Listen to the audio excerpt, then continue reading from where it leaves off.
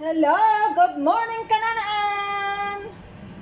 Kumusta na po ang buhay-buhay natin dyan? Sana nasa maayos kayo lagi at nasa mabuting kalagayan. Nato'y kumukulo na yung aki. Pahinaan po natin muna. Ayan o. Salita ko ng salita. Yung niluluto ko. Umapaw na yung sabaw. Magluluto po tayo ngayon. Marami po akong lulutuin ngayon. Pero ito, may natira po akong manok. Ayan po guys. Tingnan niyo po siya. Binabad ko na po yan sa paminta, bawang, toyo, at saka lagyan natin ng asukal muna. Babad muna natin guys. Bagong hugas yung kamay ko guys. Malinis po yan. At saka ako rin lang naman kakain dyan. Kaya po. Ayan. Mas maganda po maghalo yung sarili nating kamay. Pero hindi pa po nakapag-gloves ngayon guys. Marinig po natin yan guys. Yan. Hayaan muna natin guys yan na babad. So, ito na guys. Start na po tayong magluto. Handa na po yung ating bawang, sibuyas. Lagyan po natin ng bell pepper. Yung dilaw po, tsaka green. Kasi ito, ano na to? Ang tawag dito? Malapit nang masira kaya nilagay ko na rin. Tapos, patatas at tsaka carrots. Tsaka ito na po. Binabad po natin itong yung binabad po nating manok.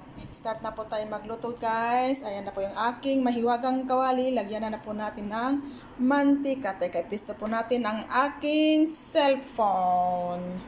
So, ayan. Luto na tayo guys. Lagyan na natin ng olive oil ang ating mahiwagang kawali. Kunti lang guys. Painitin muna natin yung mantika. Lagyan na natin ang ating sibuyas guys.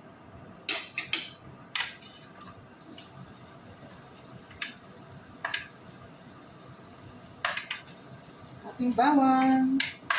Maminsanan na. Apurado ang yaya kasi pagsusundo pa ako ng aking mga alaga. Yeah. Halo-haloin na natin muna ang ating bawang, sibuyas. Bawang at sibuyas lang, sapat na po kasi mabango na siya. Yan guys. Medyo pula na yung ating bawang at saka sibuyas. Ilagay na natin ang ating nababad na manok.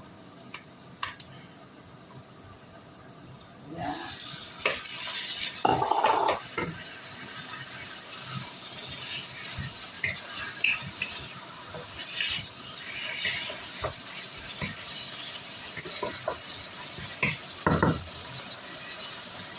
Takpan muna natin saglit guys para ma-absorb niya po yung yung bawang at sibuyas.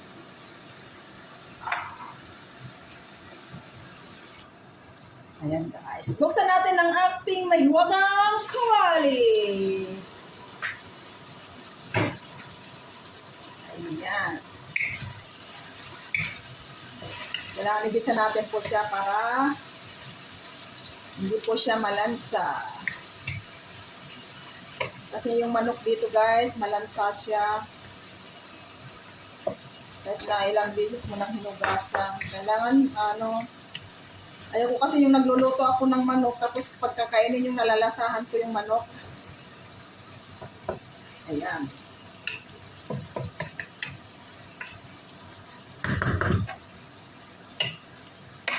Tapos,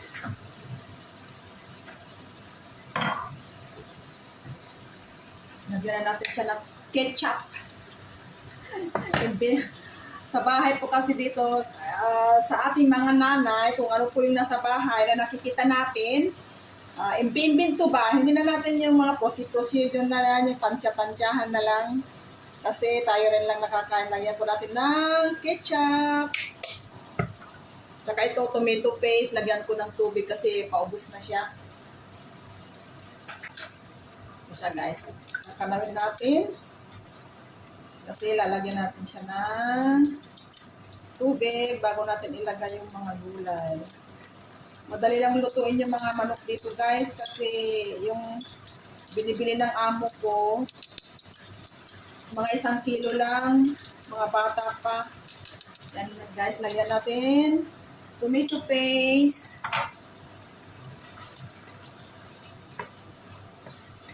Kuluan natin guys bago natin lagyan ng timplahan ng asin para hindi po kasi ayaw kong kumalat yung muna. Lagyan muna natin ng tubig guys.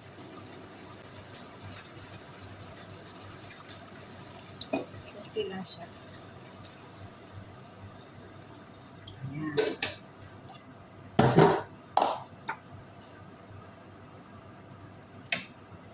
Takpan natin guys. Pakuluan natin. Kasi pag ginalaw natin, yung dugo ng manok. Ayan guys, ang ating manok.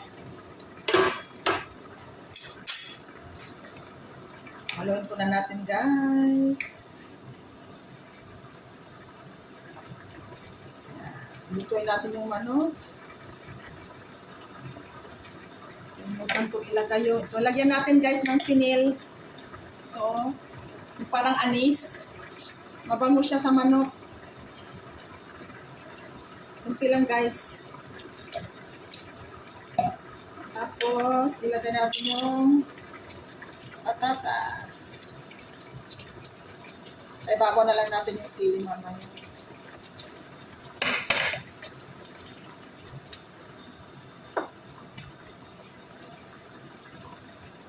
Ayan guys. Ang ating lutong bahay. Tikman po na natin ang kanyang asin.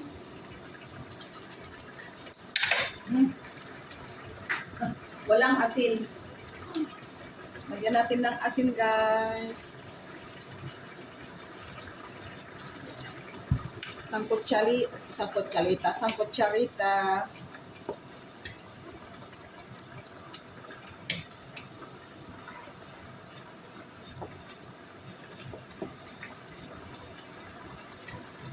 Iba-iba po yung yung estilo po ng ating pagluluto.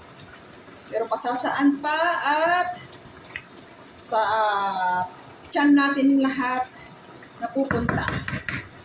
So, takpan mo natin guys kasi lulutuin natin yung Okay, maghugas muna ako guys habang niluluto natin siya para hindi po ako mahirapan mamaya na habulin ng oras. So for the meantime, dyan lang po kayo guys. Tingnan natin guys. Nakalimutan ko yung lagyan ng paminta. Kaya pala sabi ko ba't parang kulang yung lasa. Lagyan natin ng paminta guys. Sinsya na, tao lang. Nakakalimutan. Bahala kayong mag-adjust. Ito po, may nagre-ring palang bell. Lagyan natin ng paprika. At saka white pepper, yung puti po na paminta. Ayan po. So, takpan muna natin guys. At may nagdudurbel. Okay, dyan lang po kayo guys. Check natin ulit guys. Ayan na po. Kumukulo na siya.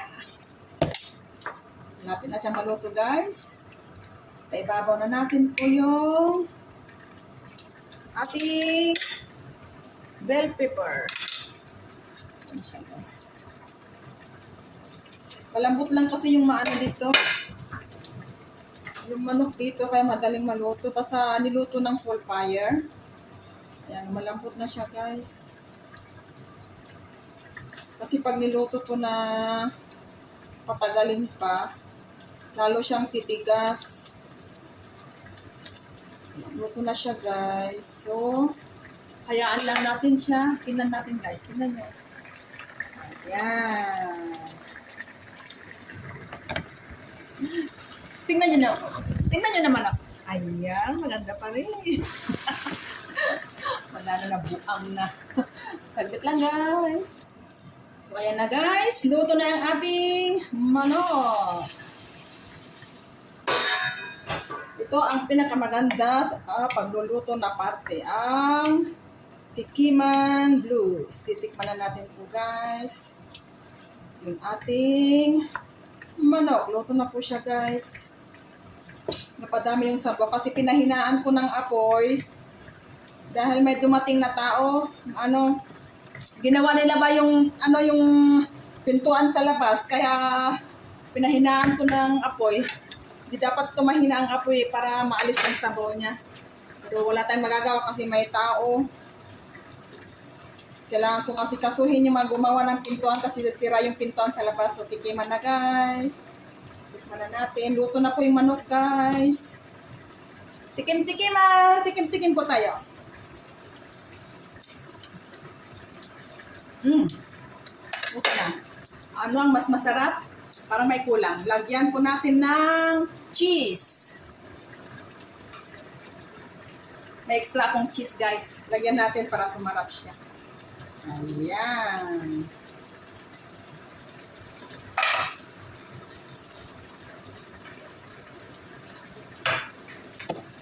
Yes.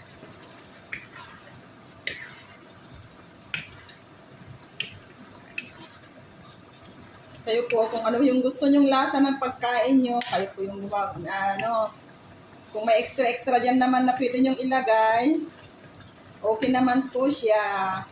Kasi masarap yung ganitong luto pag may cheese. Kasi may yung maasim-asim, na matamis-tamis.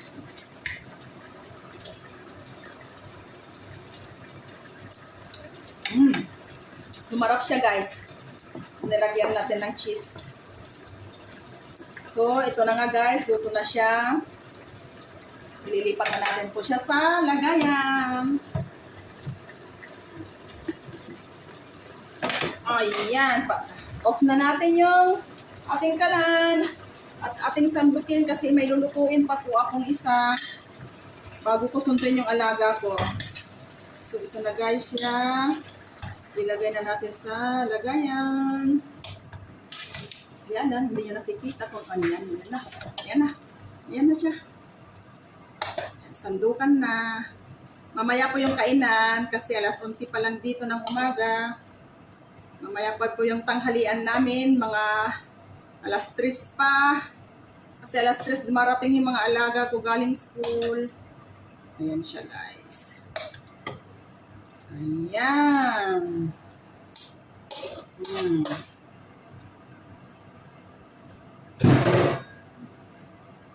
Okay. So, salamat guys at nakaluto na naman po tayo ng isang putahe. Yung mga patsambang luto ba? Alam niyo man naman sinanaan nyo, puro patsamba ang niluluto pero masarap siya. Ngayon naman po tayo mga nanay sa bahay. Kung ano po yung nakikita natin na pagkain sa bahay, kung may mga gulay-gulay, tayo na po yung mga bahalang mag-invento ng ating mga recipe. At malalaman natin doon kung anong talent natin sa ating mga pagluluto. So, salamat guys sa panonood lagi ng aking video at huwag kalimutan kung nagustuhan niyo po ang aking video, huwag niyong kalimutan na i-like, subscribe, at click the notification bell. So, I love you all, Kananaan. God bless you more. I love you guys.